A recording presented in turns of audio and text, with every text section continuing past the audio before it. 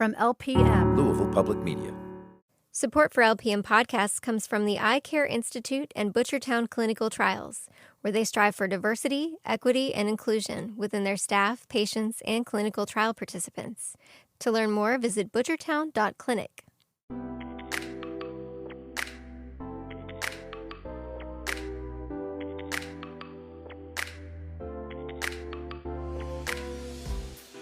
Welcome to Where Y'all Really From, a podcast exploring the lives and stories of AAPI Kentuckians. I'm Charlene Buckles. And I'm Dan Wu. Our guest today is, well, pretty famous. Not just for his accomplishments as a chef, but for his charitable work and his dedication to mentoring the next generation. His name is Chef Edward Lee. He's been on TV shows like Top Chef, The Mind of a Chef, and Gordon Ramsay's Culinary Genius. He's the author of Smoke and Pickles and Buttermilk Graffiti. He's the chef and owner of 610 Magnolia and a bunch of other restaurants, and the co-founder of the Lee Initiative. He's Korean American, and even though he's from Brooklyn, he calls Kentucky home. We talked to Chef Lee at his spot in Old Louisville, and we hope you get as much out of the conversation as we did. Edward, thank you so much for being here today. Thank you for having me. And of course, we start the show every time with the essential question, where are you from? Oh, that's a good question. Sometimes I don't know myself. I'm from Brooklyn, but I was born in Korea, but my parents came over when I was like a baby, like 8 months old. So I kind of, don't really remember anything from Korea. So I just generally tell people I was born in Brooklyn. Yeah, and which leads some people, I'm sure, to ask you the follow-up question of where you really from. Yeah. Well, I'm Korean, and actually I'm Korean by birth because I was technically born there, so I am Korean. Like I had a Korean passport till I was 18, but I'd like never visited, until I was like in my late teens or something. So yeah, it's weird. So, but yeah, Brooklyn. But I guess now I say I'm from Kentucky. Yeah, after 20 years. Absolutely. Yes, thank you for claiming us. Well, Edward, I first want to say I'm a huge fan. I love Top Chef. I've followed, you throughout. But we wanted to ask you tell us a little bit about your upbringing and, growing up and how you got to cooking and your relationship with food. Oh boy. So I grew up in Brooklyn. And my parents were very progressive in that they wanted me to grow up in a very diverse neighborhood because, back in the day, most Koreans moved to New York and they moved to Flushing, Queens, which is a sort of a Korean enclave. And for some reason, my parents didn't want that. They wanted me to be American, quote unquote. And so we moved to Canarsie, Brooklyn, which is like not the nicest place in the world. And so I grew up in what I now refer to as the armpit of New York. And to, for all of you people that, are going to beat me up about beating up Canarsie, it's still not a great place. Like I was there a couple of years ago. It's still pretty rough out there. But it was a very diverse place to grow up. It was incredibly colorful. I just remember like the smells and the sights and the sounds and all of that. And it all, I don't know, I was just really into food ever since I was a little kid. And I think, smelling like the spice markets of Pakistani delis and, growing up with Jewish delis and there was Italians and Polish and there was Indian and Jamaican and there was so much smells and food everywhere. And even though I didn't quite understand it, I was a little kid, but just having that sort of as a baseline identity, I think helped me out much later when I became a chef because I didn't really eat a lot of Korean food growing up. I ate some of it at home, obviously, but it wasn't like every meal was Korean. So I really had this sort of diverse culinary background, if you will. And I don't know. I've always was fascinated by food. I used to follow my grandma to the laundromat. We would do the laundry, and in New York in the old days, when you go to the laundry, there'd be a stack of old magazines that people would leave.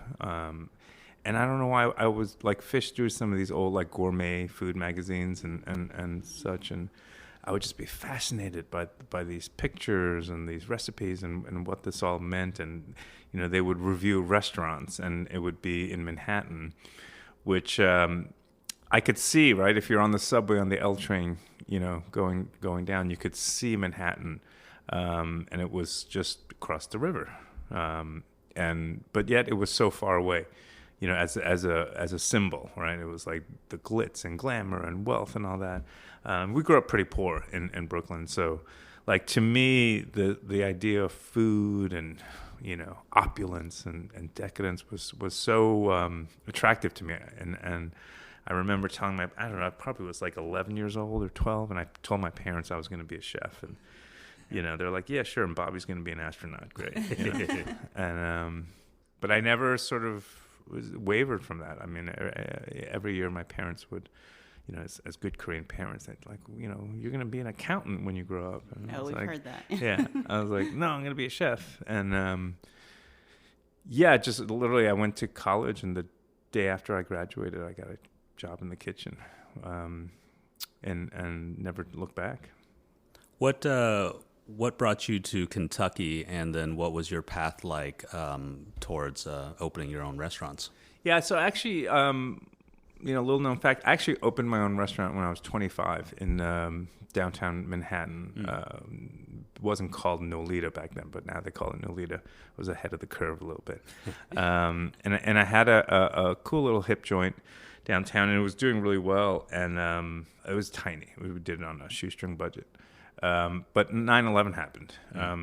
3 years after we opened, 3.5 years. And that really just broke me, both financially and spiritually and just everything. And I had a good friend that died in the towers, and it just was, a lot of people think of 9/11 as an American tragedy and was an attack on New York City.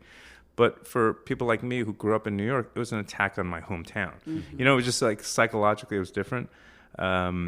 And so I just needed to get out of New York, and I wanted to leave. So I had saved up a little bit of money, so I was taking road trips across America because I'd never, I grew up in New York and Brooklyn and New Jersey my whole life. I'd never left. And the one chance I got to leave, I went to France to like stage. So like I knew more about French culture and cuisine than I did about American culture and cuisine. So like just rented a car and just went out and started driving. I went to Wisconsin. I went to like the Carolinas. I went Virginia. I went all these places that I'd always wanted to see and never knew about, what quote unquote America was, right? Because New York City is not America, right? It's like this crazy, weird melting pot. And so I don't know why I always wanted to come to Derby. So a friend of a friend of a friend, I ended up at 610 Magnolia, which is my restaurant right now. And at the time, this gentleman named Eddie Garber was the owner and chef, and he was, older and kind of wanting to retire. But I didn't know that at the time. I worked for Derby, and I'd never been to Kentucky or Louisville before, and I'm here for Derby for the first time. It's like the whole city is alive. Everyone looks beautiful. All these gorgeous women in hats and dresses. Everyone's drinking bourbon. There's celebrities everywhere. I'm like, this is the coolest town in America. No one told me that it's not like that the other 51 weeks out of the year. So I don't know. We're pretty cool though. Well, now this is 21 years ago. Mm-hmm. So I come back to New York and I become very good friends with Mr. Garber, and he just keeps calling me and convincing me that I need to come down here. And buy his restaurant, which he wanted to sell. So anyway, long story short, I said, I'll come for a year, and then I got to get back and resume my career in New York City. And that was 20 years ago, mm-hmm. and I never left. What's been the segue like for you? I would say a pivotal moment for you was probably Top Chef. And now you've got... Maybe not. Huh? Maybe not. But you, everyone, Yeah. everyone, and I get it. It's a popular show Sure, for everyone and their mother. It's like I did a lot before Top Chef. yeah. And it's like one stepping stone in like a very long career. Yeah, But no, I get it. That's Everyone fair. loves the That's show. fair. It's definitely sort of a different level of exposure that was sort of on a very national level. Fine.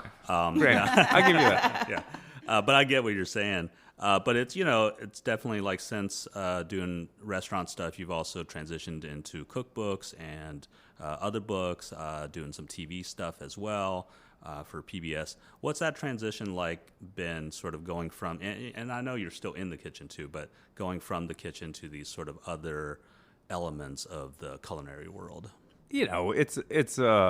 Listen, I'm very fortunate. I get to do only the cool parts of my job. When you say, yes, I'm in the kitchen, but I'm not sweating it out 12-hour days like I used to, But then again, I've had a lot of stepping stones and building blocks. I've earned, I say the right to kind of, do the cool things. So I do a lot of R&D, I do a lot of testing. I'm not cooking on the line anymore. But that's the cool part of my job is like finding new ingredients, testing new recipes, the fun part. I'm not scrubbing the floors anymore. But thank you to the wonderful kitchen staff that do. But it's a long transition. I don't think I don't know. Every chef has a different path towards it. For me, it happened kind of organic. It wasn't like an overnight thing.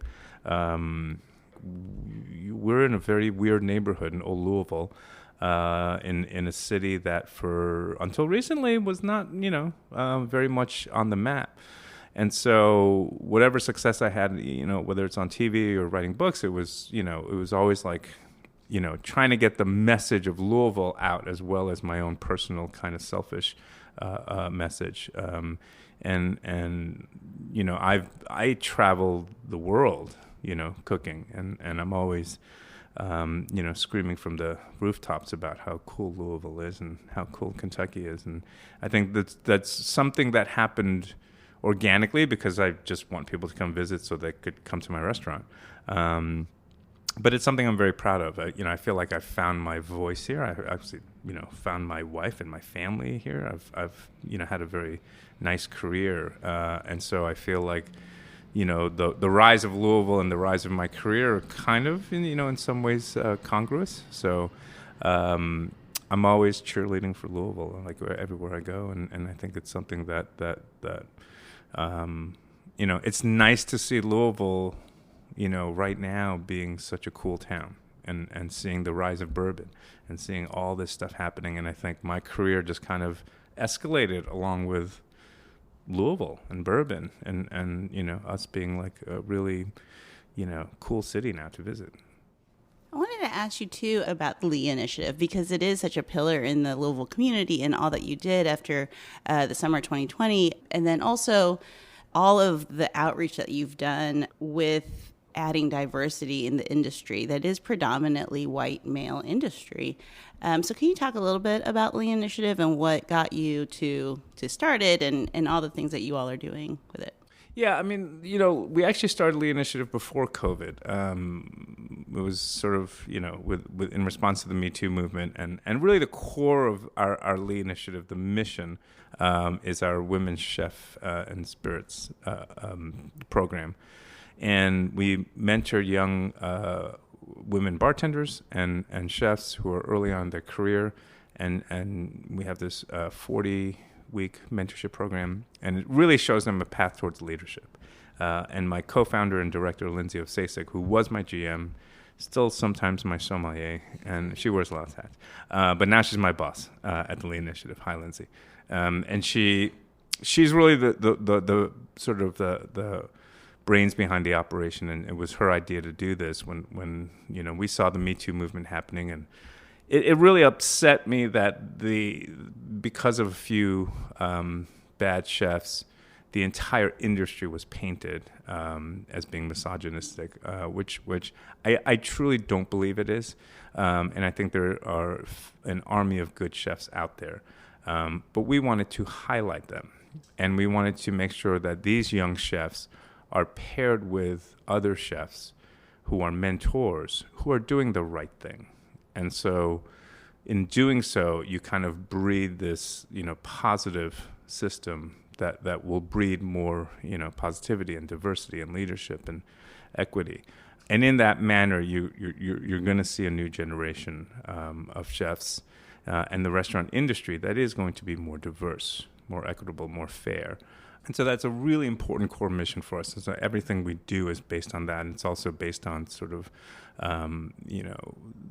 keeping restaurants alive during COVID, feeding people. In many ways, it was my honor to help, feed restaurant workers that were out of work during COVID. This industry has given me so much, and I'm very fortunate. So for me to give back during COVID was just a very simple, easy decision to make. And luckily, we had wonderful sponsors, Maker's Mark and Audi and GE, Monogram. So many people stepped up and were really able to give us the financial backing to do this. So just feel fortunate to be in that position. And now that we're sort of on the tail end of COVID, hopefully, knock on wood, we're going back to doing programming. But we were in Eastern Kentucky, helping out over there. So whenever there's a need, we just kind of, our core programming is about the Women's Initiative.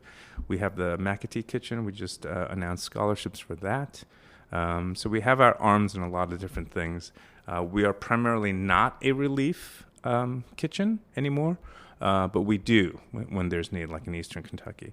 So it's I don't know, it's become a very important part of my life. It's become very core to our message, and I hope to keep doing it for as long as people let me.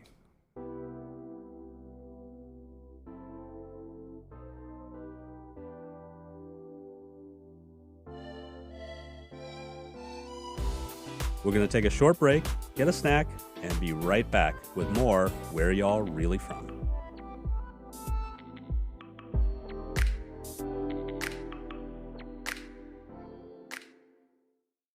Your mornings are busy, and finding the time to stay up to date on what's happening in Louisville and southern Indiana isn't easy. I'm Bill Burton. Join me to stay informed on your terms each weekday with the LPM Daily News Briefing, the news you need to start your day. From Louisville Public Media. See you in the morning. Welcome back to Where Y'all Really From. I'm Charlene Buckles. And I'm Dan Wu. Let's hear some more of our conversation with chef, author, and educator Edward Lee. I want to sort of hop back a couple of years to the spring of 2020, which I think it was impacted a lot of people, but I think particularly for us in the restaurant industry. Can you talk to me about sort of the days or weeks when the shutdown started to hit in March for Kentucky, what your feelings were, what you thought at the moment was going to be the future of not just your business, but your industry?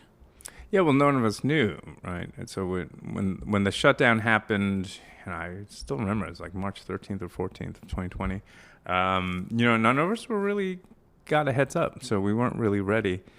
And like everyone else, we had a lot of food in our walk-ins and just, a lot of food in our freezers. I said, well, let's just cook a meal and, invite the people in the neighborhood. And we did, and like 50, 60 people showed up that first day. And so Lindsay said, hey, well, we should do this, for the entire restaurant industry. If anyone needs a meal, because everyone was all of a sudden out of work. And I said, sure, well, let's do that. So we made a batch of meal. And I think the second day, like 200 cars showed up. Oh, wow.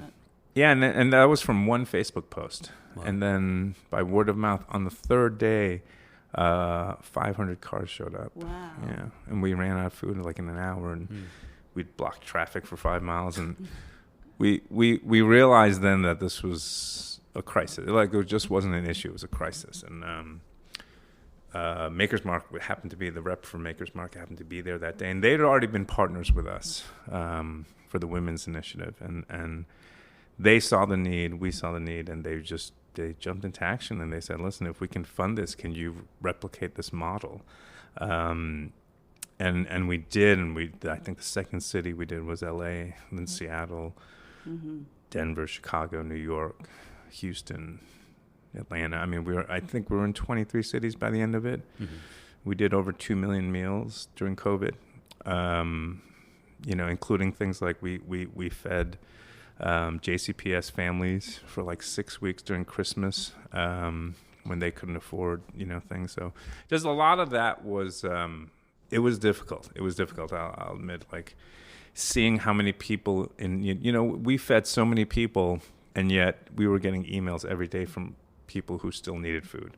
Like it just wasn't enough. And it was, I was fortunate to be in that position, but it was also really hard to see how much need was there. And, when COVID first happened, I don't know, I thought it was going to be a couple of weeks. Sure. Yeah. And it ended up being just dragging on. And you have to remember back then, like people's unemployment insurance wasn't kicking in. So, there was restaurant workers who, quite frankly, some of them live week to week, and they were people that just didn't know where their next meal was coming from. And so we were glad to be, to help out. And it just, it highlighted for us just how fragile our industry is, and how the people that work in this industry, they're the backbone of what we do. I can't run my restaurant without them. And we need to treat them with the respect that they deserve. And, now that we're back, and there's a lot of stresses in the restaurant industry. It's a very stressful time. And we're all figuring that in our own way. But I think part of, our mission is to look at these issues and we're not going to solve all the problems in the restaurant industry, but what we try and do is find creative ways to kind of just look at things in a different perspective, and if we can do that and inspire others to do the same thing, that's when you have change. I always say, like, change doesn't happen because one person waves a wand and says, this is how we're going to do things differently. Change happens because millions of people do millions of small things, and we all do it together. And so the Lee Initiative is a staff of 5 people. We're tiny. This is our office. We're in Louisville, Kentucky. Like, we're not going to change the restaurant industry, but we're going to inspire other people to look at the restaurant industry differently. And that will bring out the change that we need. And, when I look at the women's initiative that we do, like, yeah, it's 8 to 12, mentees a year that we inspire. But each of those mentees has the potential to inspire hundreds of people. And they do, and we're seeing it, and we're seeing them, like, their careers like are going crazy. And so when people ask me about the women's industry, I don't know. Like, it may take 5 years, it may take 10 years, it may take 20 years. Who knows? But it will happen. I can guarantee you that there's going to be a change. And these people that are going through this program are going to be the future of the restaurant industry, and nationally, not just here in Louisville, because they come from all over the country. And that's how things change, because we plant seeds, because we inspire, we create ideas and stuff like that. So, for that work, I'm really proud of that. One thing that I love about a lot of not just your work, but kind of the way you go about your work, it kind of exemplifies the adaptability and the on-the-fly mentality of chefs, and I think small business owners as well, that you're not bogged down by bureaucracy. You don't want to deal with bureaucracy. You want to just hey, let's... Well, that's what, listen, we were in Eastern Kentucky 2 days after the floods. World Central Kitchen was there a day after the floods. Yeah. The local restaurants there, the food trucks here came, within half a day.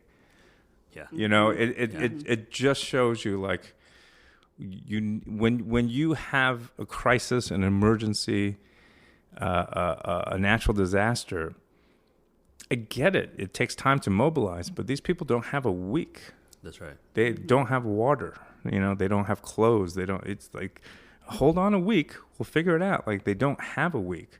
And so, it's the same thing when Houston had their ice storms.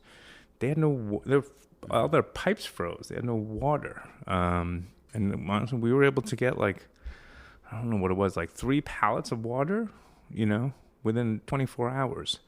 So these kinds of, listen, I don't want to be a relief.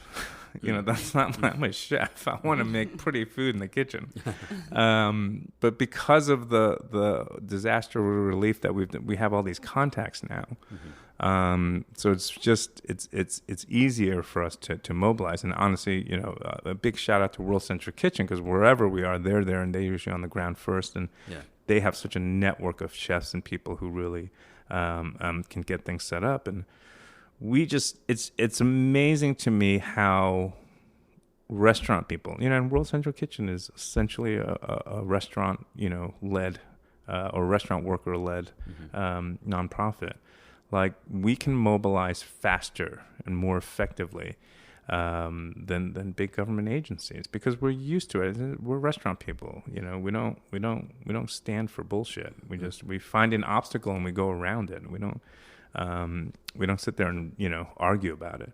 So it's something that we have that ability to be flexible and to be quick.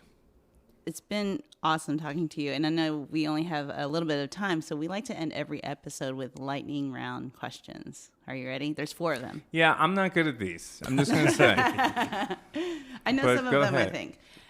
What's your superpower? Superpower. I don't have a superpower. Your superpower, you just talked about it, where you're showing up in the community and all of that. Oh, that. Well, it'd be it.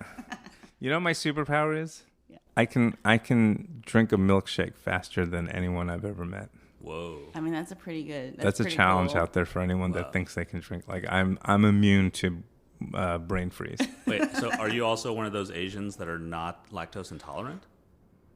I don't think. I mean, I ate a ton of ice cream. That is a legit actual superpower, I think, for an Asian person. Yeah. What's your favorite song to jam to? My favorite song to jam to. I don't know if I don't jam. I'm 50. I don't jam anymore. I sit on a porch with a glass of bourbon and rock my head. I don't know. I don't really listen to. You know what? I've been listening to a lot of Brandy Carlisle recently, which is really nice, nice slow music.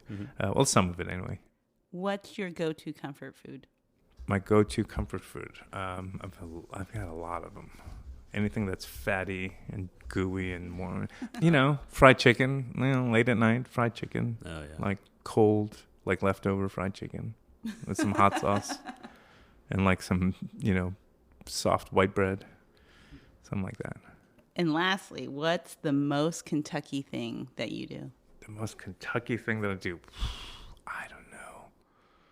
I used to chew tobacco. That is super Kentucky. That's like old school Kentucky. Yeah, it's really good, and not like the Skull Bandits, like the twists. You know what the twists are? Like the whole tobacco leaf. But my wife made me quit that for many reasons, and I'm glad she did. And I didn't do it often, but it was fun. Well, despite that, you're still very Kentucky, so you're all Thank right. you. Thank you. Well, thank you so much for being here. It was such a pleasure getting to know you and hearing all that you have to say. Thank you. I appreciate it. Thanks for having me. Thanks. Big thanks to Chef Edward Lee for joining us today. And thanks to you, too, for listening. I'm Charlene Buckles. And I'm Dan Wu, and we'll see you next time on Where Y'all Really From. Where Y'all Really From is created and produced by Dan Wu, Charlene Buckles, May Suramek, and me, Nima Kulkarni. Our executive producer is Laura Ellis. Our associate producer is Alex Biscardi. Kojin Tashiro wrote our theme song, and Leanne Gann created our logo. Where Y'all Really From is part of the Louisville Public Media Podcast Incubator, with support from the Eye Care Institute's Butchertown Clinical Trials. Our Lexington interviews are recorded at Radio Lex with engineering and assistance by Mark Royce. For more information and to keep in touch, visit whereyallreallyfrom.org.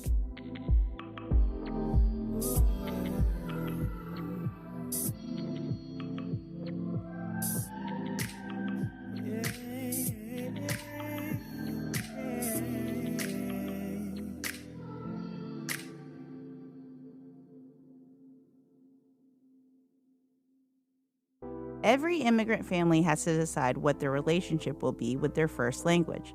Some parents insist their kids speak it. Some turn away from it entirely, and some land somewhere in between. We're talking about it later this season, and we want to hear from you. Do you speak your family's first language? How does language shape the way your family connects?